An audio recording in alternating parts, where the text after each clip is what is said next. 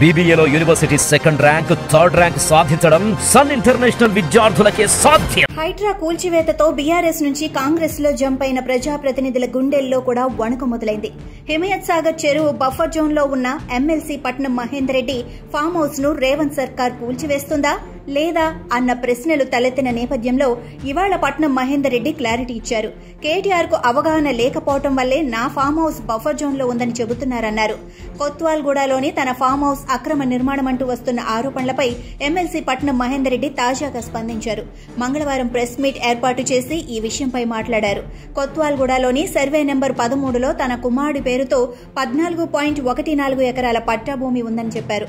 ఆ భూమిని 1999లో కొనుగోలు చేశామని, 2005లో నిబంధనల మేరకే ఎలాంటి హంగులు ఆర్భాటాలు లేకుండా చిన్న కట్టడం కట్టుకున్నామని వివరించారు. అప్పటి ప్రభుత్వం నుంచి ఇరిగేషన్ శాఖ అనుమతితో ఫామ్ హౌస్ కట్టుకున్నామని, నిబంధనలకు విరుద్ధంగా కట్టినట్లు తేలితే తానే దగ్గరుండి కూల్చేస్తానని మహేందర్ రెడ్డి చెప్పారు. తాత తండ్రుల నుంచి తమది వ్యవసాయ కుటుంబమని, తమ కుటుంబానికి చాలా వ్యవసాయ భూములు ఉన్నాయని చెప్పారు. అలాంటిది ఇంత చిన్న భూమిని కబ్జా చేయాల్సిన అవసరం తనకు లేదని అన్నారు. అక్కడ ఎలాంటి కాంపౌండ్ లేదని, కావాలంటే మీడియా ప్రతినిధులతో సహా ఎవరైనా వెళ్లి చూడొచ్చని చెప్పారు. అవసరమైతే పట్టా కాగితాలు కూడా ఇస్తానని చెప్పుకొచ్చారు. వాస్తవానికి అది చిన్న గెస్ట్ హౌస్ అని, అది FTL బఫర్ జోన్ పరిధిలో ఉందన్న ఆరోపణల్లో నిజం లేదని మహేందర్ రెడ్డి చెప్పారు. అక్కడికి చుట్టుపక్కల పలు ఫంక్షన్ హాళ్లు, ఇతర నిర్మాణాలు కూడా ఉన్నాయని వివరించారు.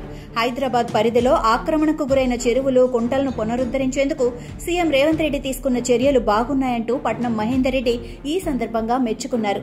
హైడ్రా ఏర్పాటును ఎమ్మెల్సీ ప్రశంసించారు.